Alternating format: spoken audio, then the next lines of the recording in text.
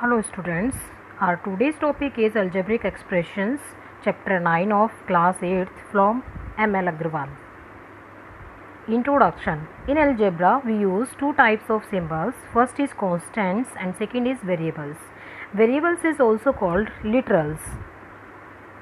Constants, a symbol which has fixed value, is called constants, like 7, -3, 2/5.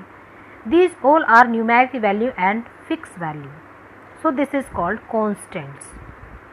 Variables, a symbol which can be given various numerical values is called a variable or literal. We understand with the example here. देखिए बेटा, इधर हमने c equals to 2 pi r लिया है. The formula of circumference of the circle is 2 pi r. यहाँ पर 2 and pi तो constant है, but r is variable here, यानी हम r की वैल्यू को चेंज करके सरकमफ्रेंस को चेंज कर सकते हैं. अगर हम यहाँ पर r की वैल्यू को 1 पुट करते हैं तो सरकमफ्रेंस कितना आता है 2 पाई. ठीक है, r की वैल्यू को अगर हम 2 पुट करते हैं तो सरकमफ्रेंस कितना आता है 4 पाई. r की वैल्यू को हम 3 पुट करते हैं तो सरकमफ्रेंस कितना आता है 3 2 जा 6 पाई. यानी कि अगर हम r की वैल्यू को चेंज कर रहे हैं तो हमारा सरकमफ्रेंस भी चेंज हो रहा है. सो आई होप कि वेरिएबल आपको क्लियर हो गया होगा. यहाँ पर r वेरिएबल है जिसके चेंज करने पर हमारा सरकमफ्रेंस भी चेंज हो रहा है. Algebraic expression. Algebraic expression is a collection of constants and literal terms which is connected by one or more operations like addition, subtraction, multiplication and division. यहाँ पर एक एग्जाम्पल से समझते हैं. जैसे कि यहाँ पर 2y² है, यहाँ पर एक टर्म 2 है. 2 क्या है कांस्टेंट, एक टर्म है y². y² क्या है वेरिएबल. जब हमने 2 और y² को मल्टीप्लाई के साइन के साथ कनेक्ट किया तो ये हमारा क्या बन गया 2y². Now 2y² is algebraic expression. Okay, various parts of an algebraic expression separated by plus or minus are called terms. देखो बेटा, किसी भी algebraic expression में अगर हमें टर्म्स को क्लैरिफाई करना है कि कितनी टर्म्स किसी भी algebraic expression में है तो वहाँ पर हमें सिर्फ दो साइन का ध्यान रखना है. एक प्लस साइन सेपरेट करेगा और एक माइनस साइन सेपरेट करेगा. यहाँ पर मल्टीप्लाई और डिवाइड के साइन का कोई रोल नहीं है. ठीक है, जैसे कि आप एग्जाम्पल देख रहे हैं 2x² प्लस 4x. यहाँ पर 2x² और 4x के बीच में एक प्लस का साइन है जो कि इन दोनों टर्म को सेपरेट कर रहा है. यानी first term is 2x² and second term is 4x. एक और दूसरा अलजेब्रिक एक्सप्रेशन लिया हमने 7a - 3.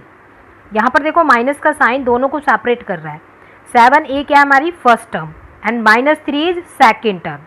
Okay, now various types of algebraic expressions, that is monomial, binomial, trinomial and multinomial. Monomial जैसा कि नाम से ही क्लियर है, monom is 1 means an algebraic expression having only one term, that is called monomial. Example -4x² y³. तो ये क्या हमारा monomial, सिर्फ एक ही टर्म है इसमें -4x² y². This is called monomial. ऐसे एक और दूसरा एग्जाम्पल लिया 2abc. ये भी क्या है मोनोमियल. क्यों? क्योंकि इसमें भी सिर्फ एक ही टर्म है 2abc. ये हमारे पास दो एग्जाम्पल हैं. Binomial. By means 2 means algebraic expression which have only 2 terms. Okay, यहाँ पर एग्जाम्पल से समझिए बेटा 5x² y - 2x/y. यहाँ पर आप देख रहे हैं माइनस जो है वो इन दोनों टर्म्स को सेपरेट कर रहा है. यानी कि यहाँ पर कितनी टर्म्स हैं 2 terms. First term is 5x² y and second term is -2x/y. Term को हम हमेशा साइन के साथ उठाएंगे. Okay, trinomial. Try means 3. So N algebraic expression which have only 3 terms. Like example देखिए 5x² y - 2x/y plus 5xy. यहाँ आप देख रहे हैं 3 टर्म्स हैं. देखो माइनस और प्लस इनको सेपरेट कर रहा है. फर्स्ट टर्म है 5x² y, second term -2x/y and third term is 5xy. So this expression is trinomial. Multinomial, जैसा कि नाम से ही हमें क्लियर हो रहा है multi means which have 2 or more terms. Such type of algebraic expression which have 2 or more terms. Example से clear कीजिए, 5x² minus 2x/y plus 5xy plus 4। Here there are 4 terms. कितनी टर्म्स हैं यहाँ पर? 4 terms, ठीक है। यानी कि 2 या 2 से अधिक टर्म अगर आपकी आ गई हैं तो आप उसे मल्टीनोमियल कह सकते हैं। आपके अगर 5 टर्म्स हैं तो भी आप मल्टीनोमियल कह सकते हैं, 6 टर्म्स हैं मल्टीनोमियल्स। मतलब आपके पास में 3 से ऊपर जितनी भी टर्म्स आएंगी या 2 से ऊपर जितनी भी टर्म्स आएंगी, all are called multinomials. Factors, factor को कैसे क्लैरिफाई करेंगे? देखो बेटा, फैक्टर्स में आपका एक आएगा constant factor. Constant factor is called a numerical factor. Constant factor को हम क्या कहेंगे? न्यूमेरिकल फैक्टर कहेंगे, जिसमें न्यूमेरिक वैल्यू आएगी, ठीक है। एक दूसरा फैक्टर बनेगा, that is literal factor. Literal factor को, लिटरल मतलब वेरिएबल्स, जिसमें वेरिएबल्स आएंगे, that are called literal factors, okay.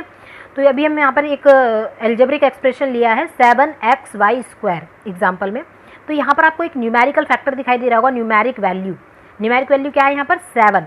So 7 is numerical factor.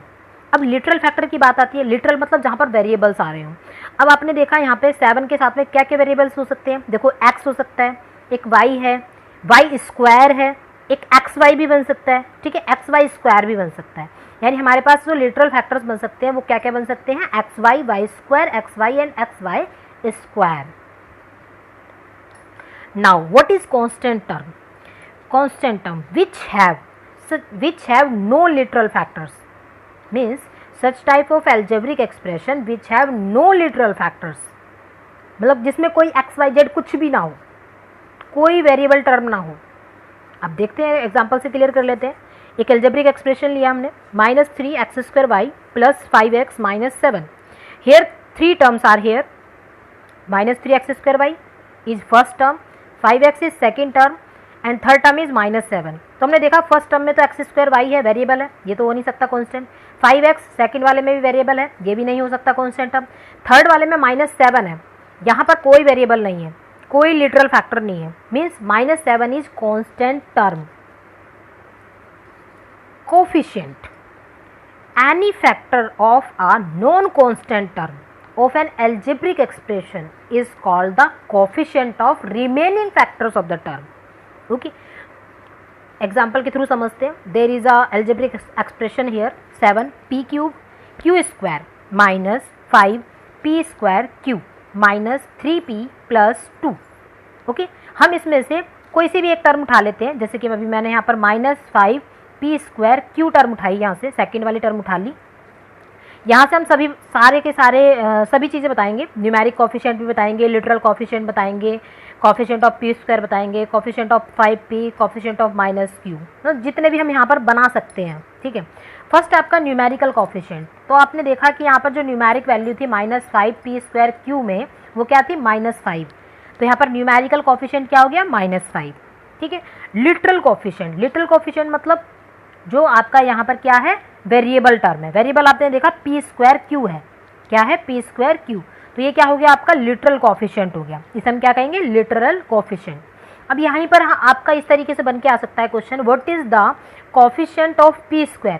यहाँ पर आपको -5p² q में कॉफिशिएंट बताना है p² का, तो आपने p² को काट देना, यानी p² को छोड़ दो, बाकी क्या बचा? -5q, तो इसका कॉफिशिएंट क्या हो गया? -5q।